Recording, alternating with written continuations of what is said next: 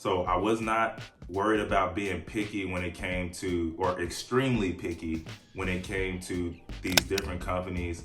It was more of, yo, I need to get my foot in the door. I need my foot in the tech door. And then once I'm in there, the more experience I get over the years, that's the more picky I can be. What's going on, y'all? Tech Bag Trey in the building. Welcome to the channel. Today, I have a few things to do, but I really wanted to hop on, and I had a thought. I was like, man, let me talk about my mindset when I was trying to get a job in tech sales. So that's what we're gonna talk about. Wake up.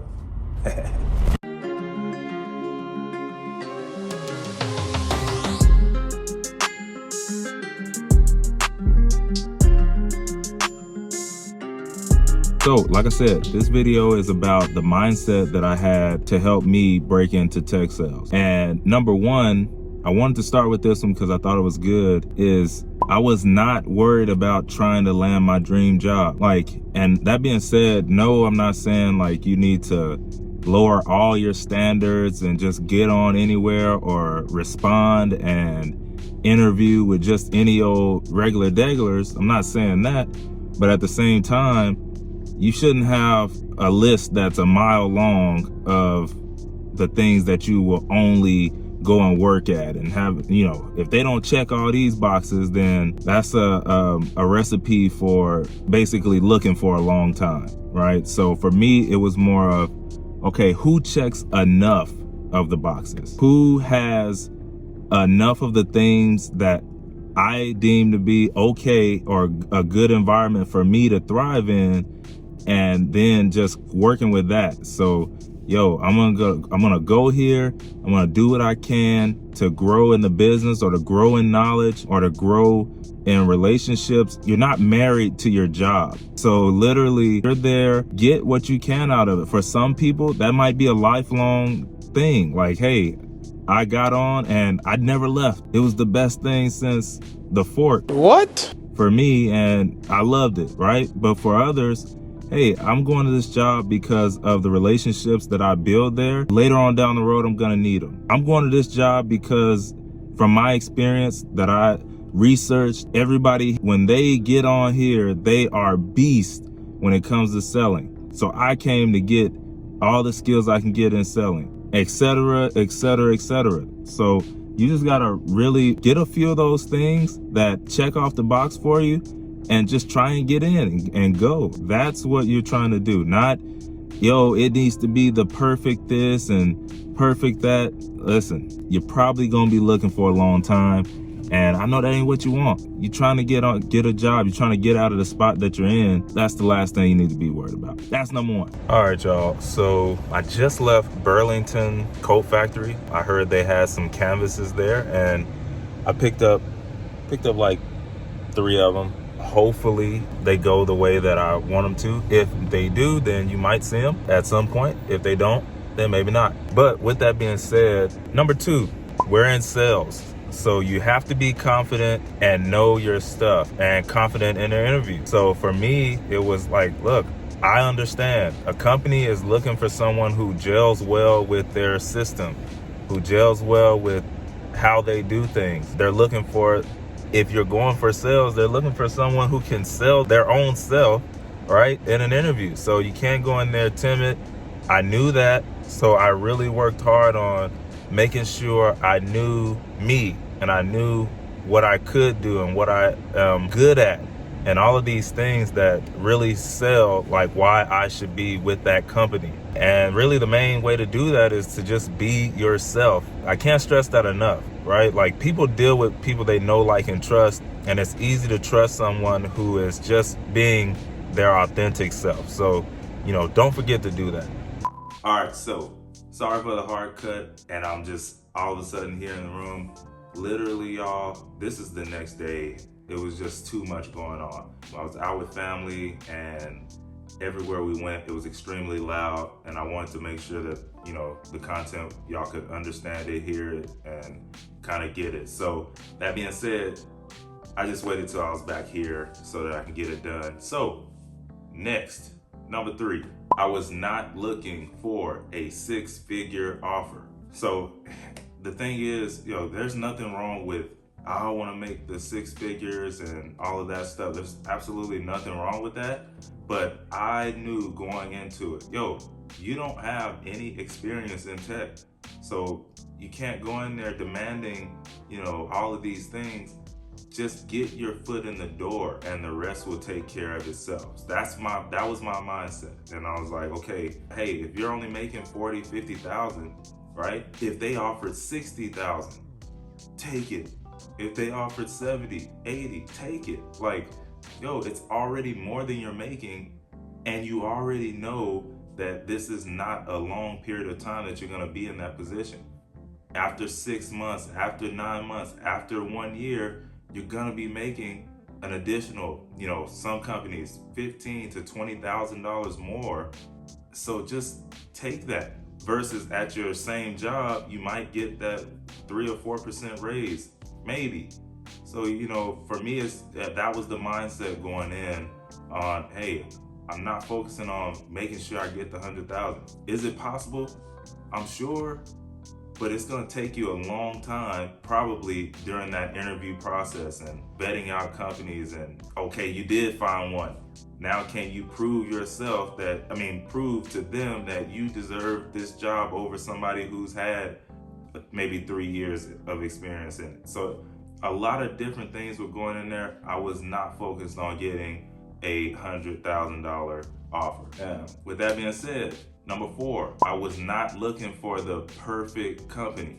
I didn't have some huge laundry list of things that needed to be checked off. It was like, hey, of course, I always did my due diligence on, the different companies that I was applying for that would reach back out to me, that had me come in for an interview. Obviously, I did my due diligence, right? I had one company, they told me, hey, everybody gets promoted, 6 to 12 months, and they're on to the next role. I instantly went to the LinkedIn page of the company, went to employees, went down the line on a lot of the employees that were in tech sales and went through their profile, like their job history. And sure enough, every time it was 7 months, 9 months, maybe the occasional 10 months, but majority of the people, they were getting promoted between 6 and 9 months. For me, that was enough on that side, right, of things to say, hey, okay, this is a company that I could see myself doing an interview with because they were telling the truth. So I was not worried about being picky when it came to, or extremely picky when it came to these different companies.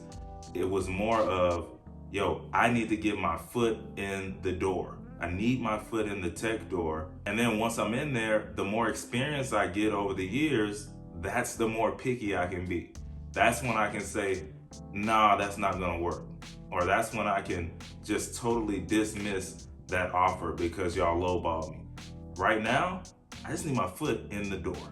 And then after that, everything else will work itself out. And then number 5, staying in my own lane and then giving myself grace. Like, the more you dig down the rabbit hole of tech sales and things like this, there are some people who have some amazing testimonies. Like, they're like, man, I want that, or I need to do it like that, or, this.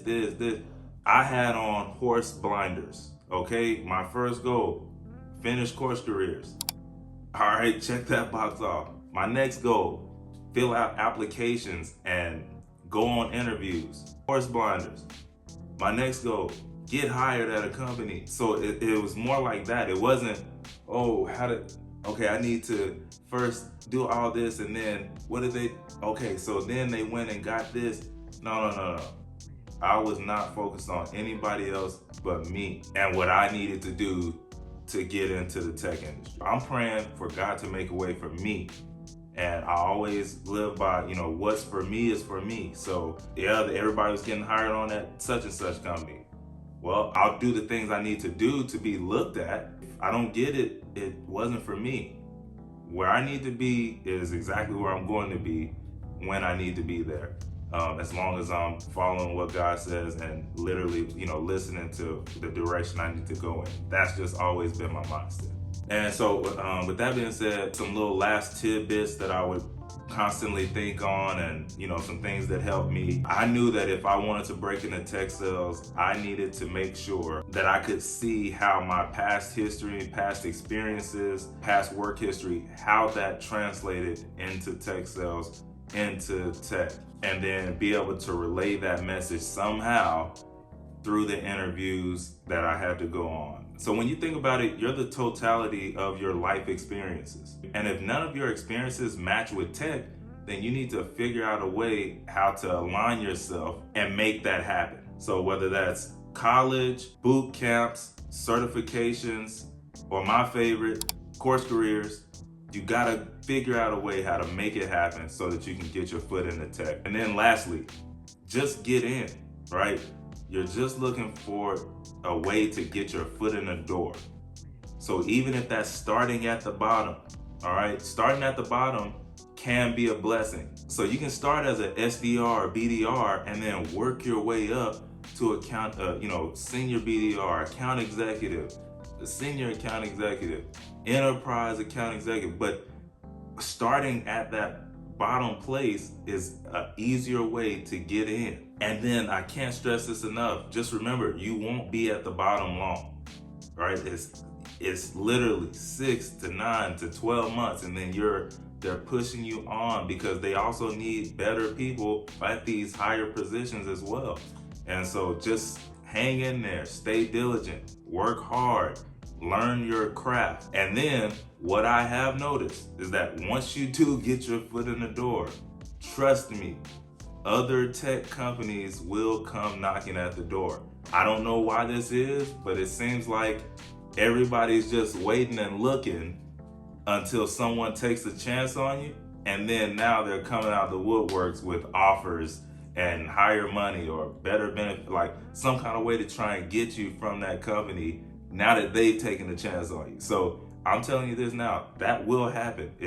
My inbox on LinkedIn is definitely flooded with more offers than I had when I was trying to get in. And I haven't been in long. And I've heard this from multiple people. Also be aware of that as well. So, with that being said, just remember, life does not give you what you need, it gives you what you deserve. So the goal is to go out and figure out a way how to deserve the things you need. And I'll see you in the next one. Peace.